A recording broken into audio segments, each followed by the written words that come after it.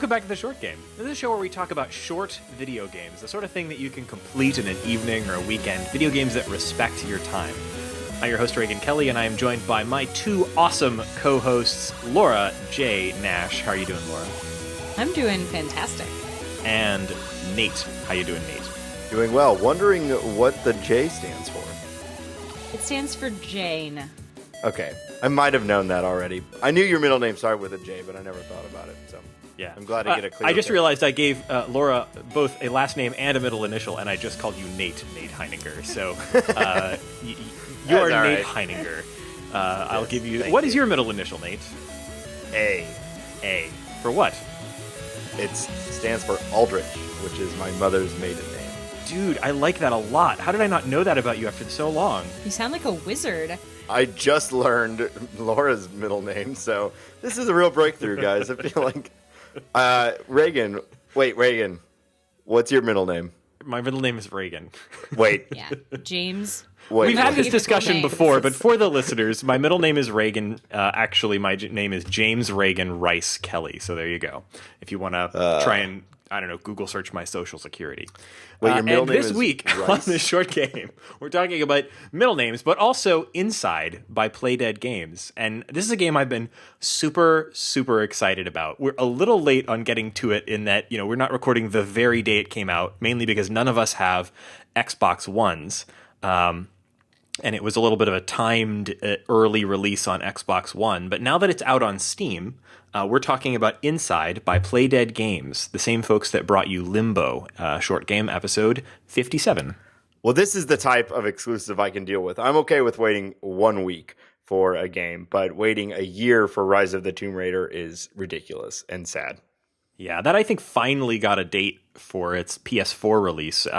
It's been out on Steam for a while now, and I've just been too lazy to like play and install it. But I'll probably get around to it when the PS4 release comes up. Yeah, I really have no excuse. I'm mostly just ranting about exclusives. I played the first one on Steam and could totally play it here. on my. Well, Inside. Yeah. Back on topic. Thank you, Laura. It's Xbox One and Steam for Windows only, which is why I didn't finish the game. I had a video driver issue halfway through, but it's so good that I forced myself on the podcast anyway to talk up to the spoiler break. Yes. So this game has a lot of real big surprises, and I just want to let you know way in advance we are going to have a big old spoiler break probably 2/3 of the way through the episode. After that spoiler break, we're going to be talking about spoilery ending stuff. But we're going to do all our talking about just the game in generalities and how much we liked it and why and how interesting it is and how it compares to the Playdead's previous game, Limbo, pre-spoiler break in as spoiler-free a fashion as possible. Or rather spoiler light, because we are going to be talking about some of the early game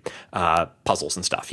Yeah, it is a puzzle game that while zero dialogue and zero heads-up display does have a very interesting story that's up for interpretation. And so if you feel that would be something that you want to experience firsthand, we're going to be going into that kind of right out of the gates. It's a major part of the game. So the spoiler for this episode is we really, really liked this game. If you want a totally fresh experience, go play it and then join us afterwards. This game was really, really good and worth the wait. I think this is one of the times where the majority of this episode is going to be us gushing. I know that's the majority of the games we cover, but I feel we're all pretty, which is good. I mean, that's half the point of the show is to spotlight great short games. So ideally, we're mostly talking about great games. But this one in particular, I think, is a real standout, and I'm excited to talk to everybody about it. Yeah, if you need a little more before you decide if you want to ditch for spoilers, this game is, it's not monochrome, but it's very desaturated. It's very atmospheric, very dark. It's a 2.5D platformer where you're, a lot of it at the beginning is your goal is to run to the right. There's more story over time, but you're a little kid and you're trying to escape from something, and maybe like you're a small human-like thing. Good hedging your bets there, Laura. Go ahead. I haven't finished the game, so there's no spoilers for me. If you've played Limbo, or if you're familiar with the morbid humor of the company who named themselves Playdead, you die a lot in this. And the deaths are gruesome. I wouldn't. There's a reason why it has a 18 plus rating, and it's mostly for the spikes of violence. It's not like there's someone running around with a gun shooting and massacring everybody, but you're gonna get your neck broken by a dog. Yeah. Yeah, it's interesting because it's not, to go back to Tomb Raider for a second, like, it's not Lara Croft going down a river and a branch from a tree going up through her chin, through the top of her head, and you see for 15 seconds that she, like, tries to pull the branch out of her head. Like, that's gruesome. And it's not Tarantino and it's not The Shining, but I think it's because it's a kid, frankly. And it's realistic. Like, the body has weight, and the teeth puncture your neck, and you hear the snap, and then blood spurts. Yeah. It's a multi-step process, and that's the kind of, like, beautiful touches in this game. Yeah. So let's loop back to the look of the game. I sound first. like a serial killer. Yeah, No, yeah, it's we funny. all probably do a little bit. Let's loop back to talking about the look and gameplay first. So, first off, the game is really, really gorgeous. We all played Limbo, but if you didn't, it was beautiful by way of sort of stark minimalism. It was almost like paper cuts or like shadow plays. It was all silhouettes. Right, but this game is fully 3D, and the animation in it is absolutely stunning. So from the very first moment, even just the basic walking animations or things like that are so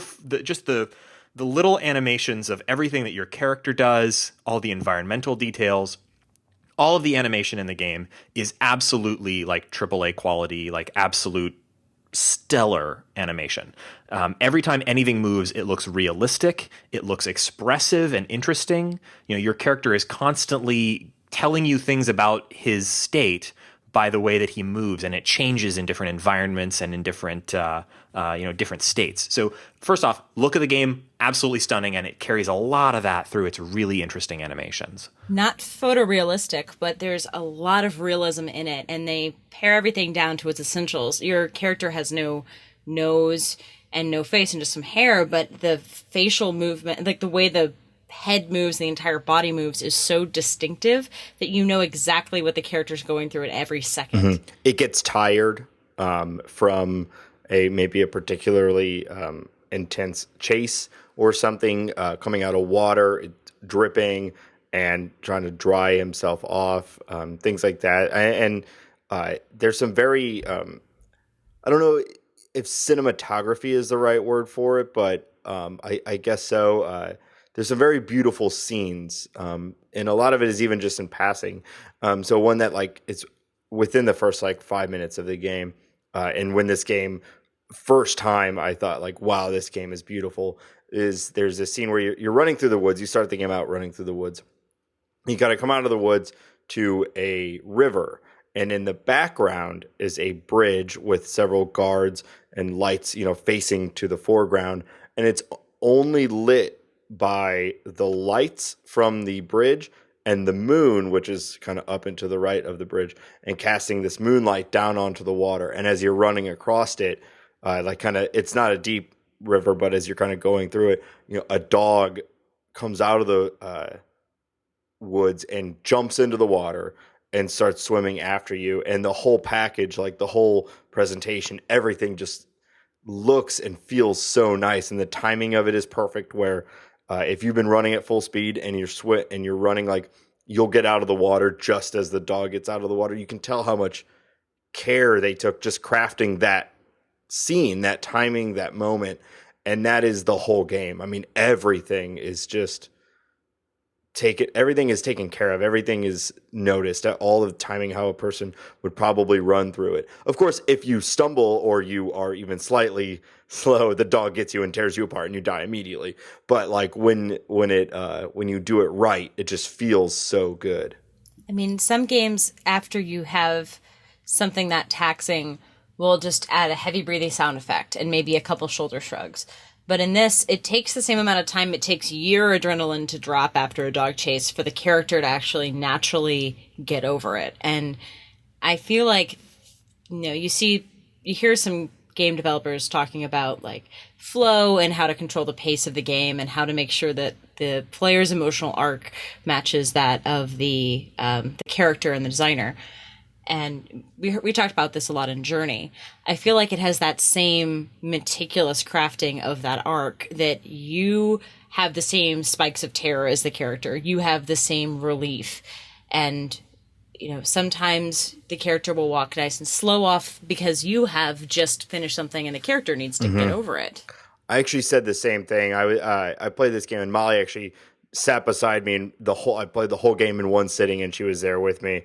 And I said the same thing, actually, that the game that this reminded me the most of is maybe Journey. And I know that's weird because Journey's not a puzzle game. Journey's not, like, you don't really die in Journey, and you don't really, you know, it's a journey, not a, you know, adventure sort of thing, like action or puzzles or anything like that.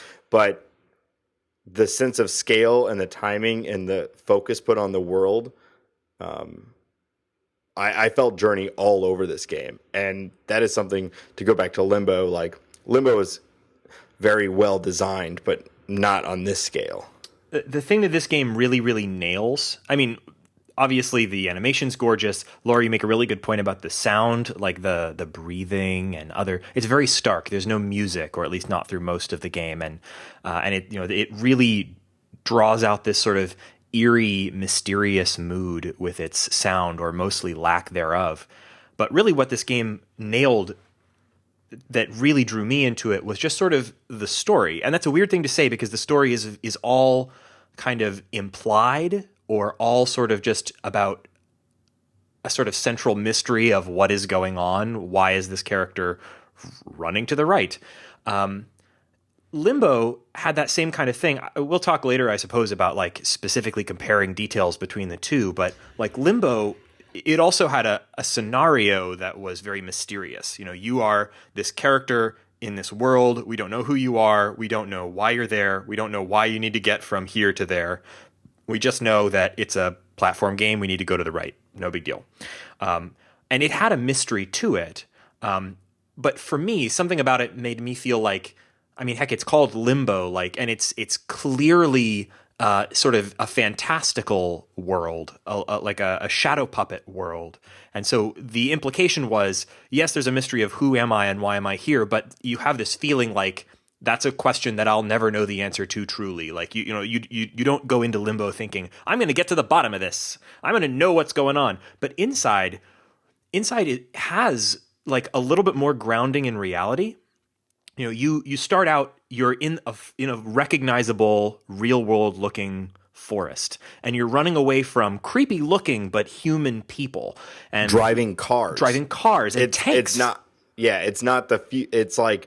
It's like semi trucks and things, or moving style truck, like a moving van. It's like things that you see now carrying flashlights. It's like, why is this child running from now. These murderous adults, some of them wearing masks? Like, what's going on here? And it feels like a real intriguing mystery, but it also feels like one that really draws you in to solve it. I think it's because it's so grounded in what seems like an almost real world.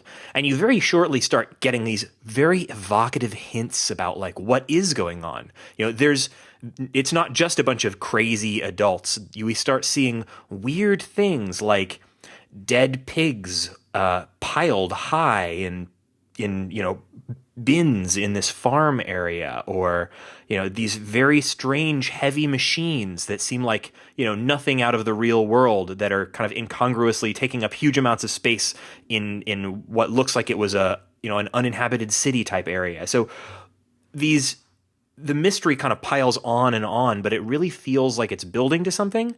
And I felt like it really had more story to it than Limbo did. It really drew me in with its sort of mysterious story.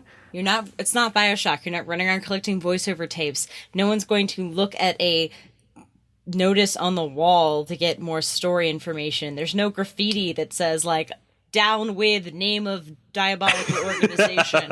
Like, there's none of that in this game. So it's all just, something's off. It feels more surreal than anything else. It's like, it made me think, what if BioShock shut up? Yes, please. Like, how different would that game be? And this game is not, they want you to be intrigued and curious and confused and scared. And it's not going to yell at you. There's so many games right now that confuse story with yelling at you about how smart the developer is. Even games I love sometimes just pack the background full of little details in the background. This game is content to keep you at a distance and hope that you just keep going. Yeah. I do guarantee, though, that the developers do know what happened, why this world exists, what it is that led everything to be this way, because you can tell the care into what details are given through the gameplay.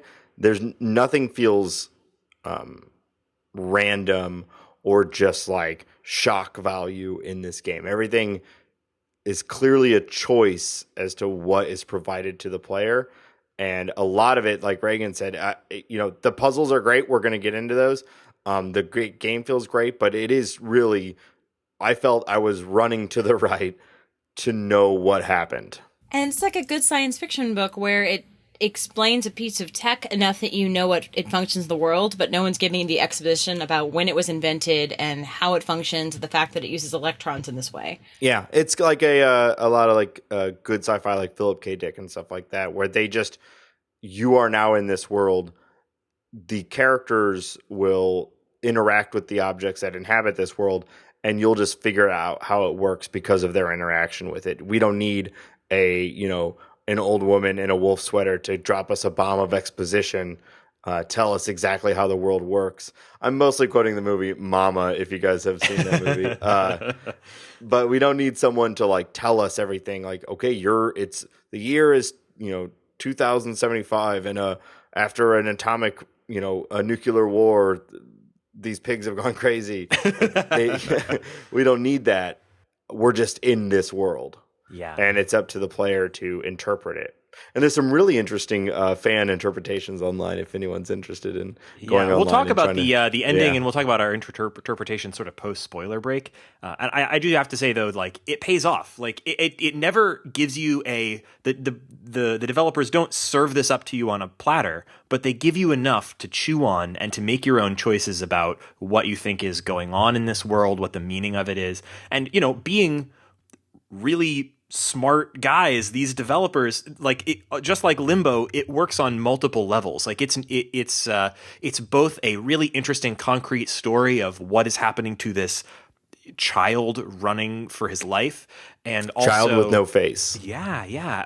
In a world of people with no faces. Oh, is that an aesthetic choice? Is that a story choice? We don't know.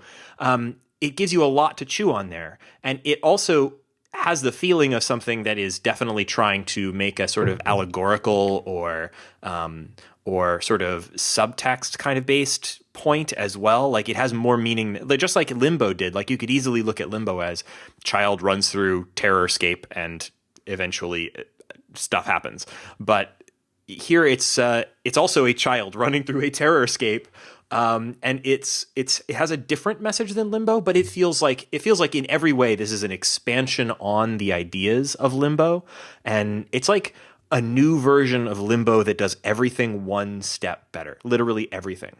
Well, we haven't talked about level design. I think that was maybe the second thing we covered in Limbo, because although the puzzles are great and they're really, really well done, there's, if there's something you notice that's out of place, it's a good hint to move it. Like they do a lot of really good subtle pushes that we love in level design, but we've talked for a long time without going into the puzzles because there's more there. And in Limbo, it's art style puzzles. That's what the game, lots of deaths. Mm-hmm. This is a lot more than that. It's moodier. It's gloomier. It feels like there's something really terrible happening. Yeah. Well, I think. And at this point, we've been saying Limbo like 100 times, but with Limbo, a lot of it is like nature. You're running through and like, oh, it's a giant spider. Oh, it's a weird tribe. Like you're moving through seemingly non-connected dangers. Sure, there is some that have something to do with each other, but this game, it's like moving through a fortress. There's pursuit. Yeah, you are being hunted by these people. They're sending dogs at you. They're, it's a constant threat that you're aware of. In Limbo, I'm like, oh, what am I going to run into next? Like, a weird cart that's going to run over me or something, like it's a lot of it is separate. And I think that adds to the tension. Yeah, it feels very cohesive, and it feels like there's a build, to something. Let's talk about some of the different areas and some of the different puzzles. Now we're going to be talking a little bit more specifics about some early game stuff here. If you want, this is sort of maybe spoiler break light, but we're going to have a for real spoiler break before we get into the, say, like, serious aspects of the final acts of the game. But to talk a little bit about some of the level design, like we start in that sort of forest area, and all we're really doing is trying to hide from our pursuers. So, trying to time when we go, where we go, so that we're not seen. And that feels very familiar. That feels very like, it's a stealth game. It's a little bit like some aspects of Limbo. But the farther we get, we escape this forest and get into this creepy farm area with a bunch of dead pigs.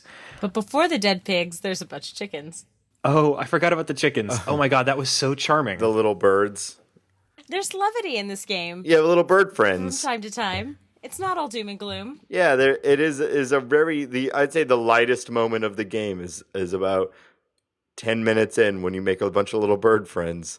Yeah, to briefly explain, there's a really clever puzzle where you have to knock a what is like a crate off of a rafter in order to use it as a stepping stone. It's like a stone. mine cart. Yeah. And the way that you do that is you wander around the farm, sort of getting all these tiny baby chicks to follow you, and then you feed the baby chicks into a machine that looks like it's going to grind them up, but in fact, it just sort of launches them into the air, and they smack against the side of the crate, knocking it down. And you're right, that was a moment where I was like, oh. I don't have to be afraid for my life anymore. We've escaped the humans that are literally going to break your neck if they catch you, and now we have a moment to kind of breathe and kind of play around with these cute little birds. I thought for sure that the birds were going to be ground up, and it was going to be their like viscera, feathers popping, and like beaks, and maybe sad chirps. And they're like bright yellow and peeping and adorable as hell. So cute. They have probably the most color in the whole game. Yeah, I don't know if I would have been able to deal with it if, like, in order to progress, you are required to grind up birds. Like, I feel like there's probably a version of this game on somebody's hard drive someplace where that was the plan, and they realized they needed to pull back. This is not like super dark, gritty comic book where everyone has to die. Batman versus Superman. This is. They'll let you have moments of lightheartedness just so that 2 seconds later you walk out of the farm and there's a crate of dead pig. Terrible. Oh man, the dead pigs were also where it really starts hitting home that this isn't just our world, but full of murderers. Like, this is something really dark is happening in this world, and that's these piles and piles of dead pigs, and you have to start using them to climb over things as like to stand on these dead pigs, and then finally you encounter that pig that has a white worm kind of squiggling out of its body, and it's running around like seemingly dead but also alive. That immediately, first off, reminded me of Limbo. I mean, like, right on the money. It's like they're using the exact same looking thing. These worms that get into your brain and cause you to behave in unnatural ways. But rather than getting into the player's brain, they're getting into these pigs, and the pigs are trying to run around and kill you, and you have to pull the worm out of the pig. It's gross. It's not at this point, it's not a puzzler, and we see this in a lot of different instances in the game. It's like a action movement thing. When the pig is running at you, you have to time your jump to jump over it, and you're kind of deking, running back and forth, dodging this pig. And the kind of skill checks of being able to control your guide just right and jump just right or time things just right isn't really a puzzle game. It's it's more like platformer skills. So they do go back and forth between solving the shoot the little baby chickens at the minecart puzzle, followed up immediately by dodging a pig, dexterity kind of move. So yeah, it's very varied in the kind of gameplay that you're doing, and the puzzles. Something that I think this game is like really does well is that the puzzles are never they're never really all that hard, but they do feel like really satisfying once you figure them out. The thing with the pig wasn't hard. You just have to realize that you need to avoid the pig, and if you avoid him in a correct way, then you'll get an opportunity to pull the little worm out of him, and he goes back into zombie mode. But like later on, there's tons of puzzles that they grow in complexity and they get really quite complex, but they never feel like out of, they always feel manageable. There's a smooth progression to them. The game leads you to the solutions if you're looking around enough. There's a really intricate, I don't want to jump too far ahead, but there's a really intricate puzzle later on that requires you to collect 20 of something and make it all stand on something. And at first I was like, oh my God, it's like a 6-tiered puzzle, like a 6-stage tiered puzzle. Same here. That area, the mines, which is like sort of mid game, like it seems at first like it's incredibly complicated. You're suddenly in an area where you're not just moving from left to right. There's branching paths. There's all sorts of different areas that you can explore, and it feels like the level of complexity has just exploded. And then yet once you figure out what approach you need to take, it all falls into place in a really satisfying way. It like they set you up for something that seems really, really daunting, and then as soon as you get the right idea, everything makes sense. Which I think is a mark of a great puzzle game. I mean, it makes me think about a game like, say, Portal 2.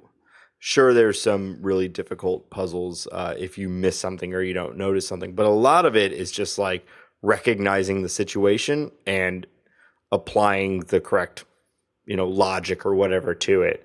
And that typically is I love a good hard puzzle game for sure.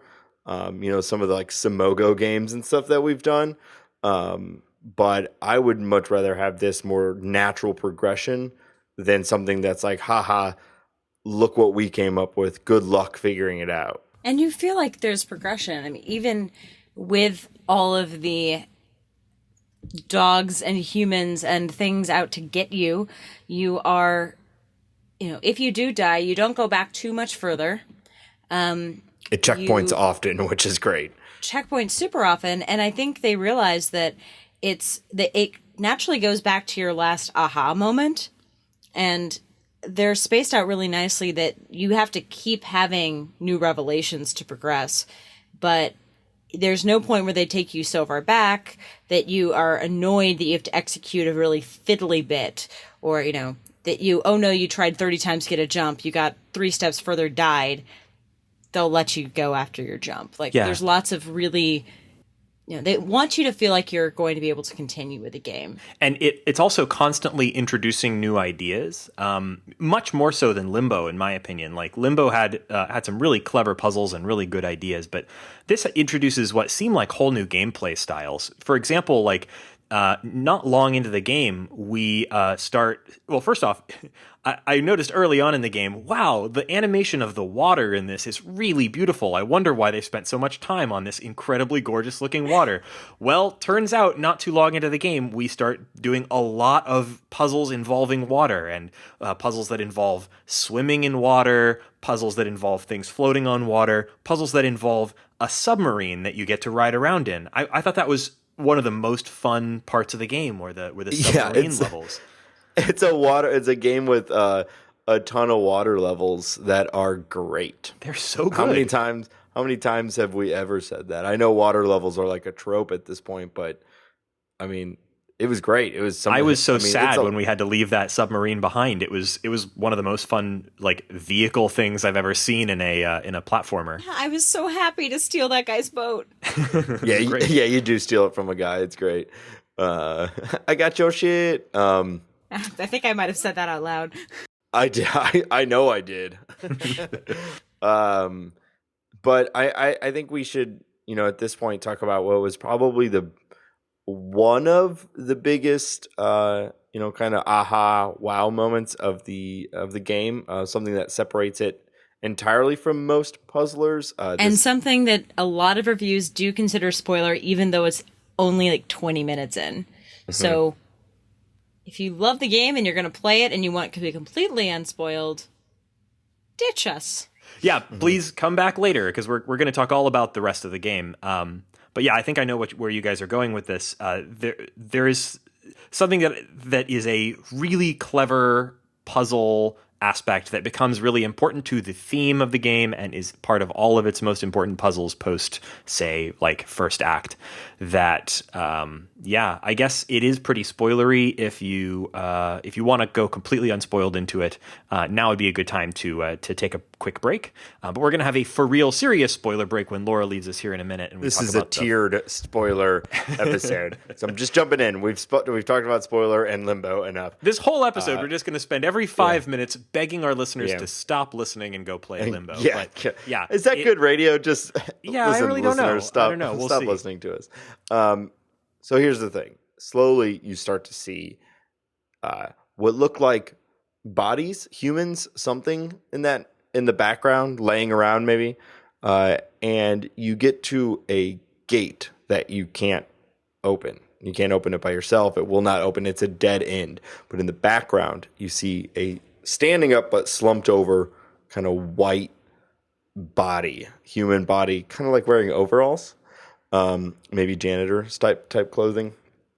And hanging from the ceiling it looks like a lamp. If you're not looking for anything weird, like it looks like it's like a lamp hanging out. But the first one is obvious, huge, and like right in the middle. And you jump on top of a pig and you stick your character, seemingly knowing what they are and what they do, jumps and puts his head into it and gets like clamped, dangling by his head, which has to be a strain on your neck.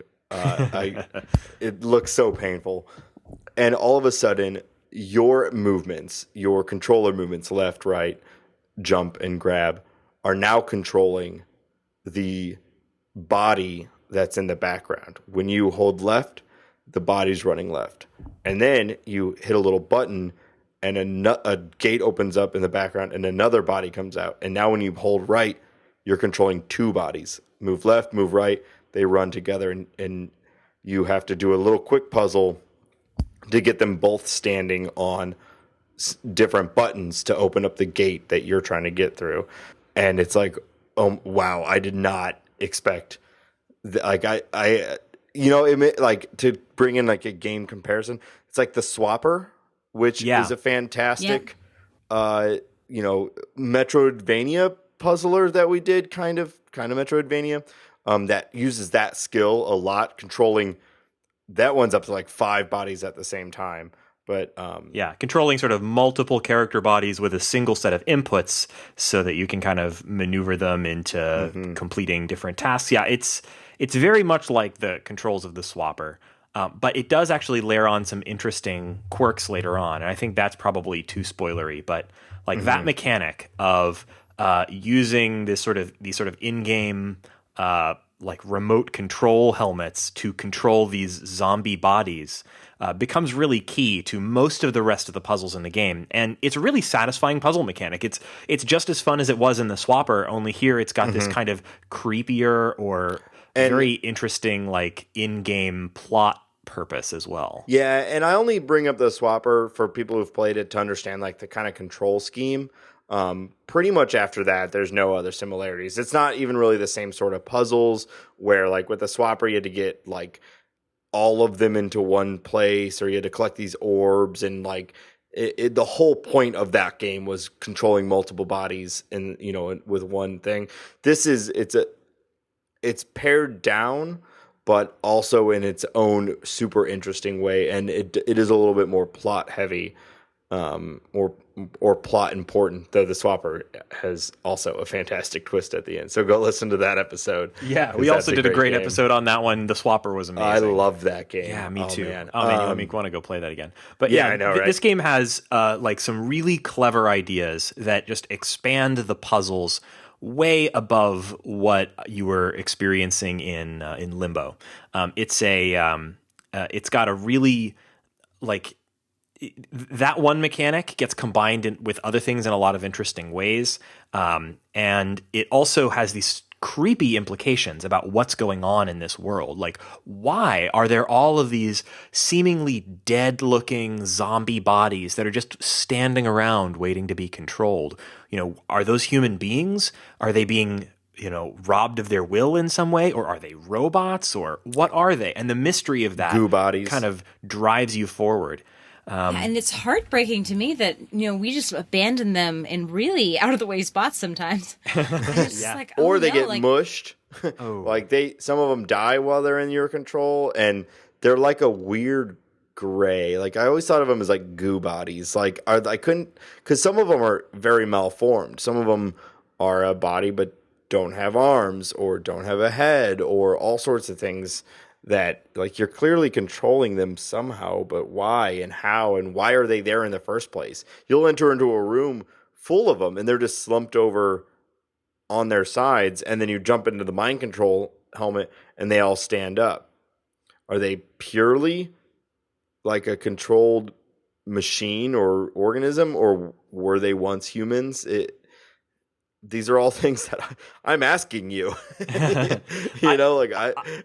think we should probably talk about some theories about what is going on, but probably save that for after the spoiler break. But it is really creepy. I can offer my uninformed theory. Sure. I mean, to me, they felt like they were brain-wiped humans, and that because there are people who are seemingly controlling them other than you.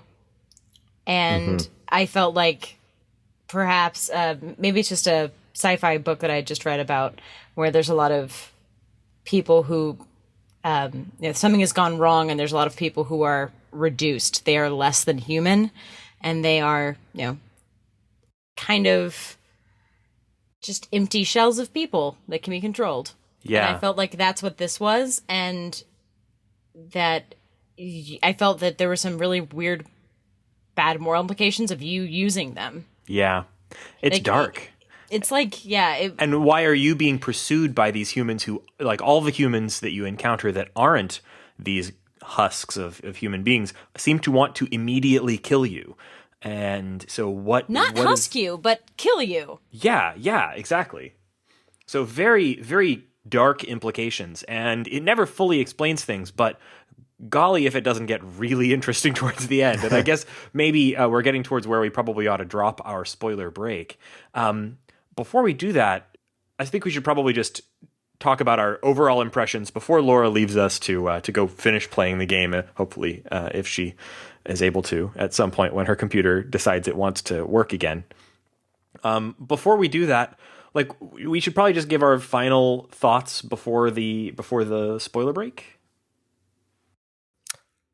I mean, this game is everything that we look for in a game for our show. Like 4 to 5 hours, and absolutely, like I spent half the game with my jaw open, like on the floor. The animation is amazing. The story is fully involving and intriguing. It really it hit all my buttons.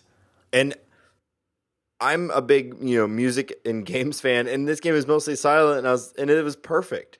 There's music cues that signify generally like a progression, but I love the sound design as little as it was. Like, there's nothing about this game that didn't seem thought about. No moment was like, that'll work.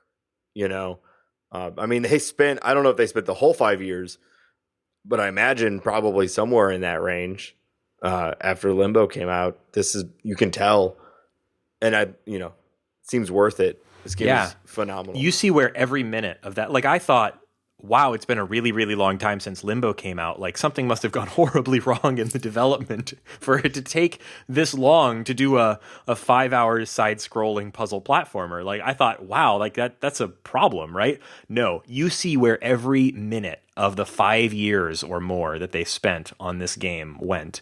It went into the incredible animations. It went into really deep thinking about like how to tell the game's story without being overbearing or without being too explanatory. Like, it went into like you see where every minute of that development time went. These guys nailed it. It is beautiful, it is meticulous, and it's something that, had I not had a driver issue, I would have played straight through. Like, it's just it's very fulfilling. Mm-hmm. Yeah, that's a weird thing to say because it sounds kind of like I'm 100% with you. It sounds a little over the top, right? This game was amazing. It was great. Play it. Yeah, it's suspenseful yet calming sometimes. I mean, the game literally crashed for me because I had a video driver issue, and instead of being mad, I was just like, "Oh, guys, can you delay a couple days? I'm going to try for 2 days to fix parallels." It's nothing to do. I mean, if this was running on the machine that God and the developers intended it to, I'm sure it would have worked like gangbusters. So no one should ever be never get mad at someone because something crashed in parallels. It's always everyone's fault. Yeah. So I'm just saying, like, I am so excited about this game, and I will be replaying it from the beginning whenever I get access to an Xbox One or a Windows machine. And because the ending is so strong, we do not want to spoil it for Laura, who hasn't quite finished the game yet. So, Laura, thank you for joining us on this episode of The Short Game. Laura, where can people find you? You can find me on Twitter at Laura Jane Ash, which J stands for Jane, and everyone knows that. Now they all know. And now I guess we're going to have our spoiler break.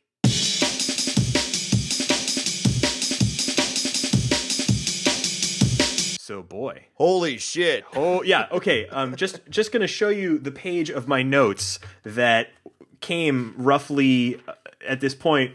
And you can see that in very large text, it just says the words, holy shit. Oh, it does say holy, yeah. And then it says glob, glob, glob, glob, glob. So, just to briefly summarize now, the three of you who are like lovers of spoilers and just can't wait for us to talk about who haven't played the game, you fools, and who are really into hearing spoilers, this bit's for you.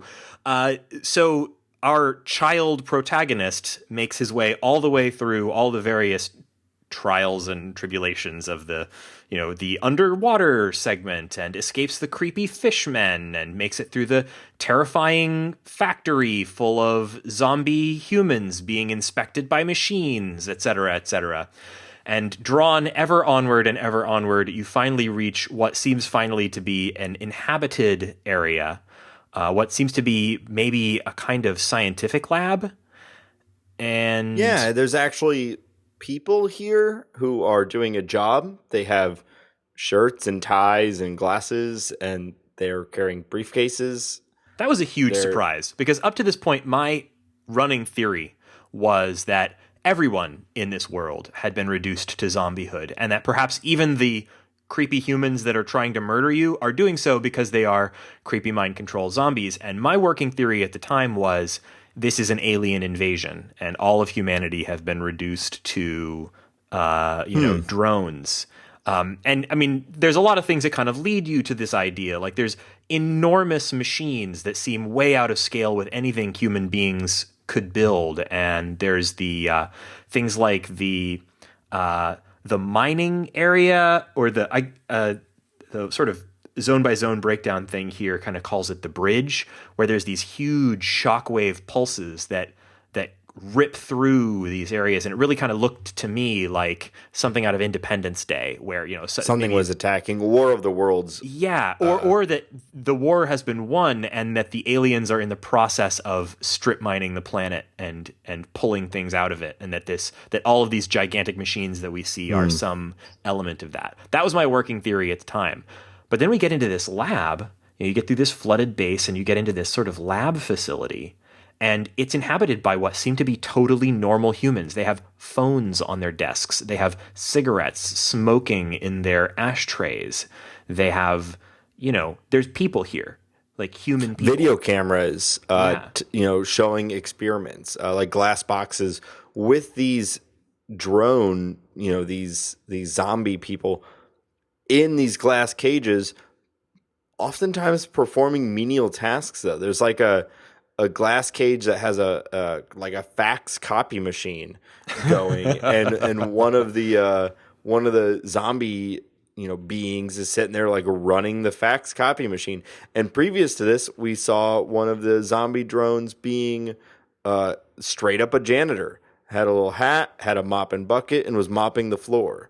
So there's some sort of control over these beings from seemingly real humans are able to control them, but also your kid character at this point is able to control them. Yeah, and surprisingly, there does seem to be a difference a little bit between these humans, these sort of lab coat humans, and the ones who are out in the woods trying to murder and pursue you. And these ones more just seem shocked, surprised, maybe a little scared to see you there.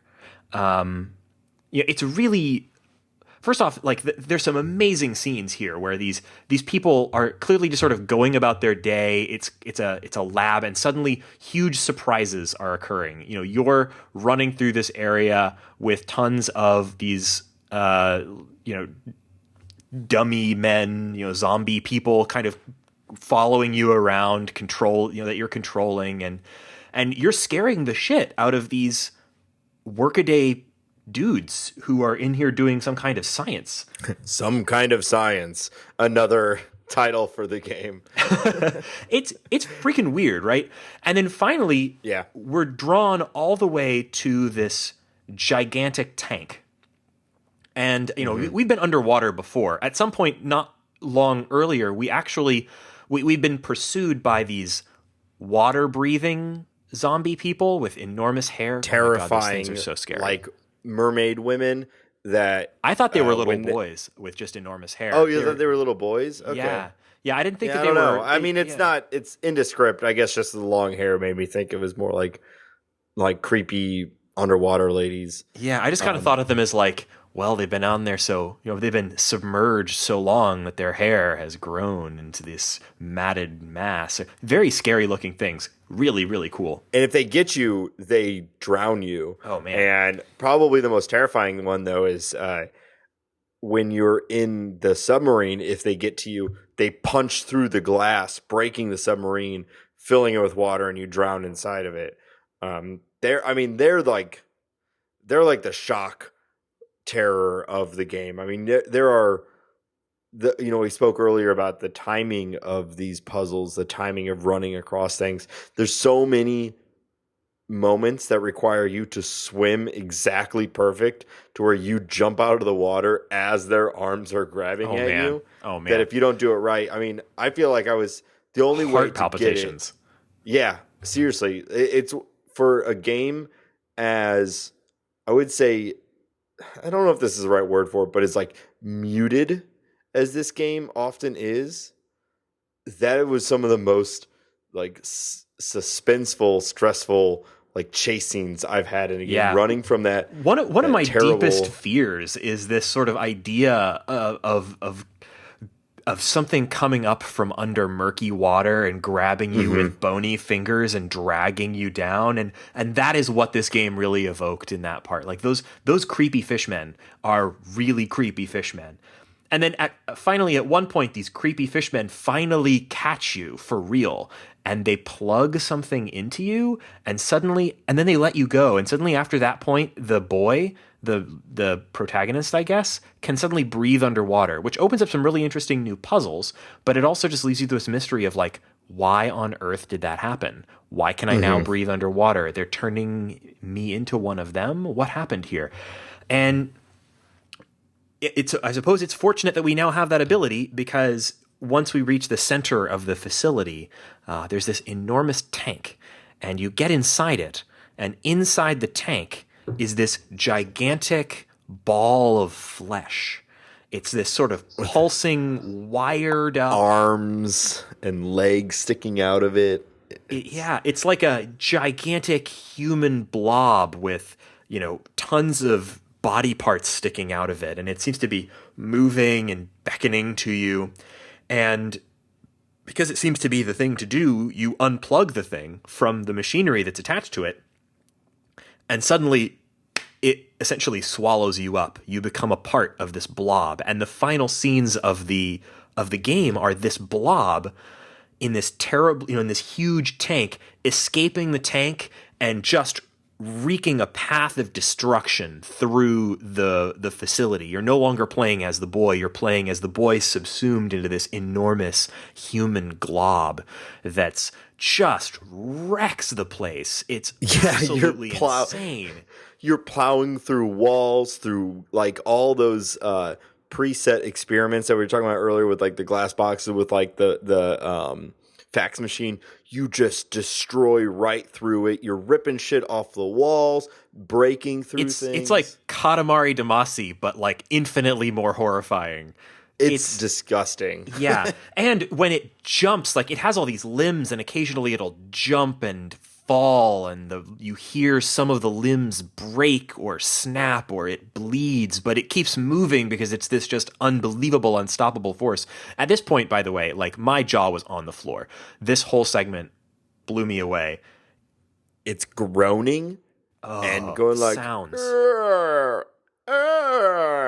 best was that when it jumps or at certain moments, you hear it make these sort of laughing noises. Like it's enjoying itself, even at times. Like you hear this horrible assembly of human parts that also just makes this bizarre assembly of human noises. It's amazing. And so, long story short, the rest of the game is this thing trying to escape the facility.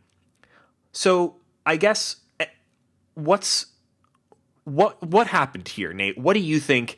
What do you think is this? What is going on here? What is this all about? What was that thing? What was going on in the world outside with all the zombie creatures? Why was the thing in the tank? What happened?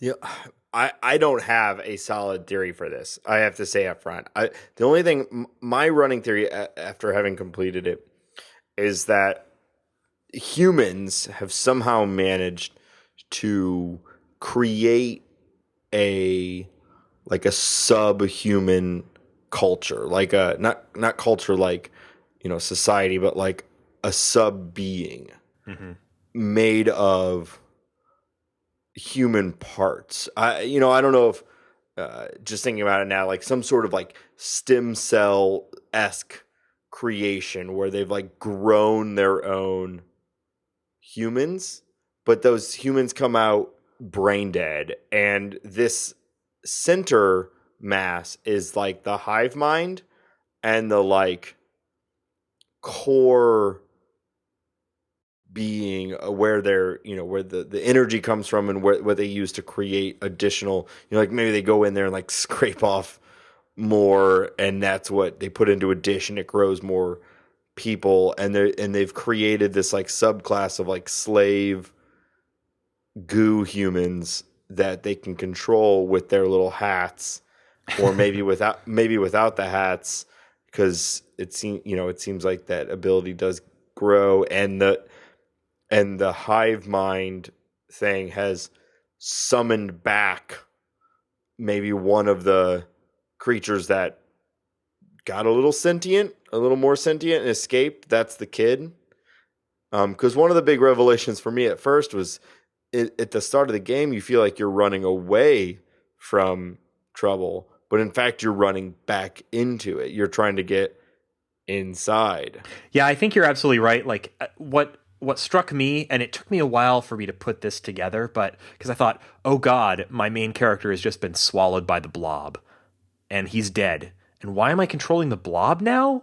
But then in a way you kind of realize, oh, we've always been controlling the blob in a sense, or the blob has always been controlling the boy, and he's being summoned to this blob as an escape.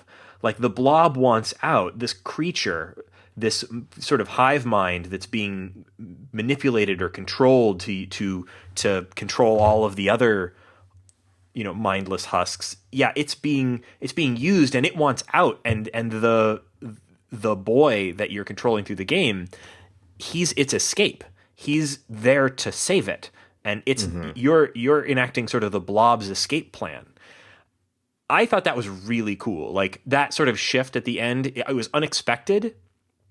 It was really sort of what the fuck? Like, wow, this thing is huge. It's disgusting. It's completely unexpected, but it's also like kind of a perfect like you saw all these humans, these seemingly human creatures being mistreated and abused and mind controlled, and you want to shut that down, right?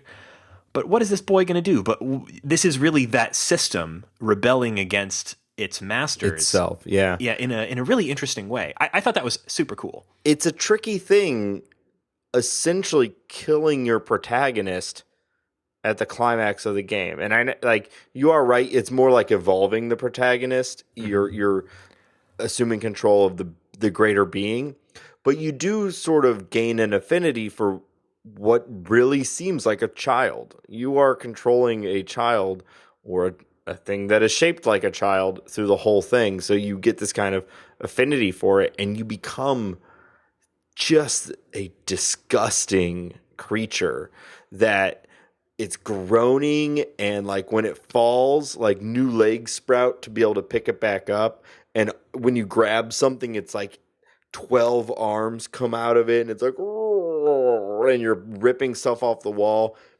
You are also, through just your actions, actually killing people. There are humans who die several times, and you see it through your actions of just rampaging. And I was at first very taken aback by it. I was a little like, I don't know if, I guess maybe just shocked is probably the best word. It was so unexpected. But at the end of the game, so here's the final ending, you bust out of the facility, roll down a hill, land on a beach, get in the sunlight, and seemingly die. And it's just like, that's it. That was the creature's like final journey. It all kind of came together. It just wanted to get outside, right? It wanted to feel the sunlight. It had only ever been inside. Title of the game. Yeah. On one level, it's this story of like this thing escaping, but like you look at something like Limbo, that game was telling more than just, the story was more than the sum of its parts. I think that's the case here too. And having finished it and reflecting back on it, I think what they were really playing with a lot here was sort of the theme of control. What has control? What has agency? And how that relates to like your actions in a video game. Like I think about these, like getting to the end where you're controlling the blob instead of controlling the boy that the blob has been controlling the whole time, or at least that's what I think is going on. You think back on some of the scenes where you were then in turn by the boy was controlling these other humans, and then some of the more complex puzzles, the boy is wearing a hat controlling another, one of these zombie human creatures, which in turn has to wear a hat and control others. And sometimes there's these layers to it.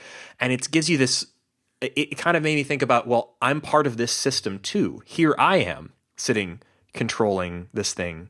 I'm not using a hat, I'm using a gamepad, but it's part of the whole chain of responsibility or chain of interaction there.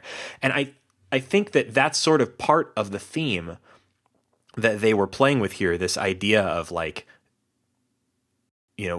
what is control in these sorts of situations or in a game like this. And apparently, and this is something that I haven't experienced myself yet, so I am kind of talking a little bit out of my butt here, but I've read a little bit about, there is a secret ending to this game, and you can look up some YouTube videos of it or read some articles about it. There's some hidden items that you can find throughout the game, and if you Did you find any of them? I found, I think, one of them at one point, but apparently there's 12 or 16 or something. I found 2 and really thought I had like, oh man, because we were reading about the extra ending, I was like, oh, I guess we must have missed 1 or 2. There's 12. So I'd only gotten 2 of the 12 and really thought I'd found them. But they're like extra secret puzzles. Yeah, and this sort of secret ending also, I think, sheds some light on what the ultimate theme of the game is. But basically, if you find all of those orbs, there's a point in the game before you kind of give up control of the boy and take over the sphere of flesh, where you kind of disconnect some wiring, and suddenly the boy that you've been controlling throughout the whole game just sort of falls useless, and all control is kind of gone. Some of the theories that I've kind of seen is that the boy is kind of unplugging the player. That like when you finally pull that last plug and the game and the boy that you're controlling is no longer controllable, that what you're really doing is disconnecting the player from that chain. And so I kind of think that's I think it's sort of interesting. Like, it's a different escape for that blob. Rather than just escaping to the beach, he's escaping you. He's escaping the game by rejecting the control of the player. So I think it's got some interesting theme stuff going on there. I'm probably not the right person to write the think piece on this, but I think it's a really, really interesting ending, both because of its amazing visuals and just incredible WTF nature, but also because there's some theme going on there. Yeah, well, and there's some other questions that come up because I don't know if they're doing it for their own safety or if they're doing it to like test the blob, but there are humans who sort of assist the blob in getting out of the facility. Sort of testing it, kind of assisting in a couple, because you actually, in the midst of your rampaging, there are a few puzzles that you have to do as the blob, which are hilarious. I quite liked the one where you had to light the box on fire and then hold it while it was on fire and then try to toss it over the sprinklers so that, that was really catch clever. It. Yeah, and then when you really catch great it, puzzles. Like, it really felt like a culmination rather than like things were accelerating, but there were still puzzles. You weren't just steamrolling through. When you catch it, like 12 arms come out of the blob to help catch it. It's like, and helps catch the flaming box. The animation on that thing must have been like, they must have spent a third of their development time just getting that thing to move right. It's unbelievable. It's so realistic and yet so utterly otherworldly and strange. It's gross. I don't know. That sort of thing just always grosses me out. I was amazed. Me too. And really, like, I would say that's the last half hour of a 4 to 5 hour game, but it is the most jarring of the whole game. I think I played that whole thing again. I played this whole game in one sitting with about a 20-minute break early on. And that last part was just like a daze of holy shit, what is happening? And it ended and just sat there like silent for like 30 seconds, just like, what did I just do? What was that? What was that ending? I can't think of another game that has had anything remotely like that as far as tonal shift, yet still being like right on.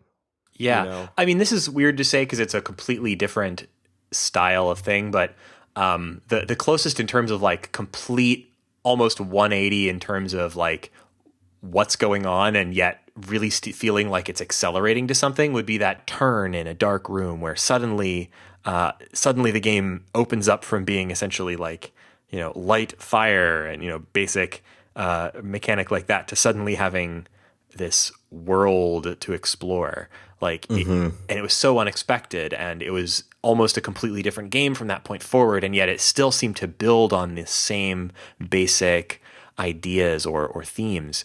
Like, that's what the way I felt here. Obviously, it's a totally different kind of thing, but like, I felt that kind of like, oh my goodness, that's what's going on now. And the game doesn't just end here. You mean I have to keep playing, and it's so different now? Like, amazingly. Well, it's so fast, and you're crushing things, and you're just like annihilating things. This whole game, you've been this like stealthy, calm. Even when you're running from stuff, your character is is smooth, and now you're falling over everything and just smashing through walls and come to a wall and you just rip through it where, the first 4 hours of the game, you have to figure out the right series of boxes and levers to push to get through it. Now you just smash through the wall. It's the opposite game, but tonally, once you accept what's happening, it makes perfect sense. And it really sets this game in a level that I was not expecting and puts it at a point of pure appreciation, because it's not just a puzzle game. Yeah. Hats off to the developers on this. Like they surprised me. I was almost not expecting to love this game. I was ready for a puzzle platformer. I was ready for something more or less along the same lines as Limbo. And this took every expectation I had and first met them. It was like, oh, you liked Limbo? Here's something a whole lot like that. But then it immediately started building and just in every way, from the tiny subtle details like the animations to just this incredible climax that was a huge surprise and really satisfying and really mysterious, intriguing. It gave you some answers, but it raised fascinating new questions. Way more. On every level, this game was totally satisfying. And so I think so far, this is my favorite game of 2016, without any doubt. And I'm really, really glad that we played it. So if you haven't played this game and you're still listening to this show, first off, wow, did you ever screw up by listening through the spoiler break? But thank you for sticking with us. If you're coming back after having played the game, I hope you really enjoyed it. And thank you for listening to the show. God damn, this game was great. I'm really, really excited to, we'll be right back here in about 5 more years to see what Playdead does next. As far as games for this show, I mean, this has to immediately vault into the upper echelons of the games we've covered for this show. Yeah, absolutely. Top 10, and I can't think of the ranking right now, but I'll do some thinking about it. But this is very easily my favorite game of 2016 so far, which is really saying something because it's been an amazing year for games so far. Yeah, and absolutely. I guess that's pretty much all we have to say about that. Thank you guys so much for joining us on this episode of The Short Game. I've been your host, Reagan Kelly, and I've been joined by awesome Nate Heininger. Nate, where can people find you on the internet? You can find me on Twitter at NateSTL. And you can find me at Reagan K. That's RayGanK. Of course, Laura was our other awesome co-host. Hi, Laura. And she's at Laura J. Nash. The show is also on Twitter at _shortgame or www.theshortgame.net, where we have a contact form. We'd love to hear from you. If you have a game that you think we ought to check out for this show, we've been getting a lot of great listener recommendations recently. And so thank you guys for that. And tell us how much you liked Inside. Yeah, or if you didn't, please explain. I think we're done talking about this for the show. Yeah. I don't think we're done talking about this in real life. So if you have anything to add about this game, let us know, because do you have a theory? I'd love to hear it. Yeah, I want to hear your thoughts about that, because boy, do I, it's still mysterious to me. Our next episode, we're not totally sure whether it's going to be Quadrilateral Cowboy or something else. As we record this, Quadrilateral Cowboy is not out yet. It comes out on July 25th. But I've been looking forward to that for a whole long time as well. That's another really long-awaited indie release. If we can finish it in time, that might be our next episode. Otherwise, it might be something else, and we'll be back with you soon. After that, we've got a whole bunch of other really interesting indie releases coming up. So if you are playing along with the show, keep an eye on Abzu. Abzu is coming out on the PlayStation. It's a underwater exploration game, and boy, am I keen for some more underwater segments after playing Inside. And a bunch of other cool stuff coming up too. So keep an eye on this same channel. And leave us a review on iTunes. We always appreciate that. And I guess thank you so much for joining us on this episode of The Short Game.